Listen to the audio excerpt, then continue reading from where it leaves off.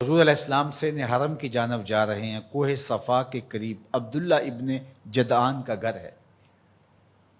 قریب سے گزرے تو آگے سے ابو جہل آ رہا ہے۔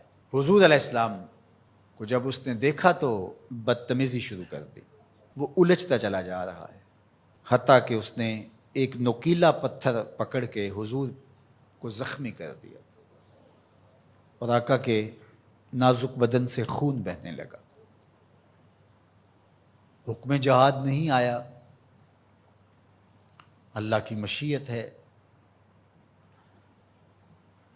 حضور علیہ السلام وہاں سے سین حرم میں پہنچے، آب زمزم سے اپنے زخم دھوئے اور اللہ کے حضور سجدہ ریز ہو گئے۔ مالک تیرے رنگ،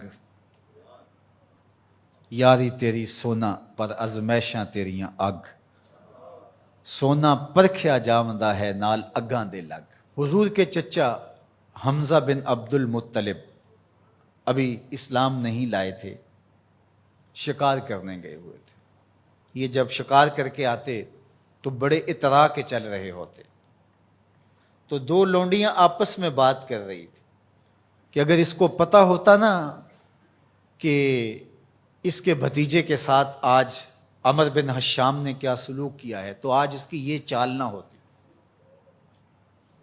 تو حمزہ بن عبد المطلب کے کان میں یہ بات پڑ گئی۔ اللہ اکبر، رک گئے۔ وہ جو فاخرانہ چال تھی تبدیل ہو گئی۔ تجسس سے پوچھتے ہیں کیا ہوا، انہوں نے ساری کہانی سنائی۔ بس غصے میں آ گئے، کمان ہاتھ میں پکڑی تھی، اسی طرح سیدھا سین حرم میں پہنچے۔ صنادید قریش نشستیں جمائے بیٹھے تھے۔ ابو جہل بھی اپنے چیلے چانٹوں کے ساتھ ایک نشست پہ براجمان تھا۔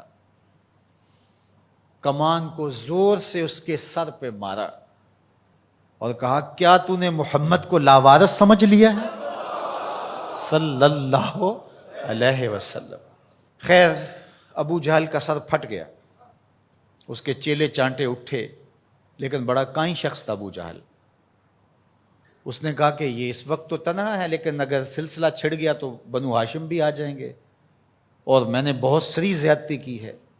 اس نے کہا بس بس بس چھوڑ دو، مجھ سے کچھ ہو گیا تھا۔ اب حضرت امیر حمزہ حضور کو تلاش کرنے لگے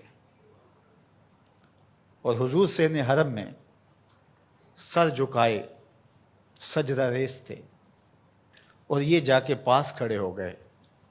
یا ابن اخی، اے میرے بھائی کے بیٹے۔ حضور نے سر نہیں اٹھایا۔ پھر انہوں نے کہا یا ابن اخی، اے میرے بھائی کے بیٹے۔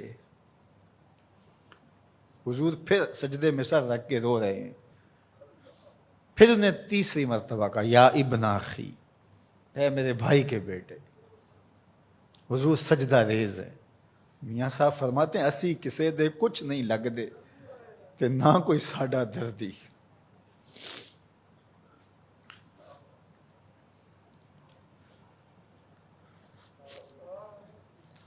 خیر حضور نے سر انور اٹھایا تو کہا بھتیجے تو خوش ہو جا، میں تیرا بدلہ لے آیا ہوں۔ حضور نے بڑی بے نیازی سے کہا کہ چچا مجھے کوئی خوشی نہیں ہوئی۔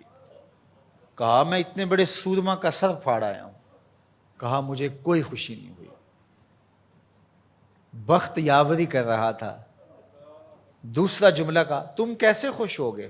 کہا جس رب کو میں مانتا ہوں اس کو تم بھی مانو، یہ میری خوشی کا سامان ہے، اگر مجھے یہ دے سکتے ہو تو کہا پھر دیر نہ کیجئے، ابھی اپنی غلامی میں شامل کر لیجئے۔ یہ ہوتی ہے اپنے مشن کے ساتھ وابستگی۔ ہم اپنے چھوٹے چھوٹے سطحی مفادات کی وجہ سے کتنے بڑے دینی نقصان کر دیتے ہیں، اور ہم جان رہے ہوتے ہیں کہ میری اس ذات سے یہ نقصان ہو رہا ہے، لیکن ہمارا نفس اتنا بڑا ہوتا ہے۔ لیکن یہاں مشن کے ساتھ وابستگی دیکھیے۔ وہ کہتے ہیں کہ بھتیجے بتاؤ تم کیسے راضی ہوتے ہو؟ تو جو حضور بولتے ابو جہل کے ٹکڑے ٹکڑے ہو چکے ہوتے چند لمحوں کے بعد، لیکن کہا نہیں، میں اس سے راضی ہوتا ہوں کہ جس رب کو میں مانتا ہوں وہ اس کو تو مان لے.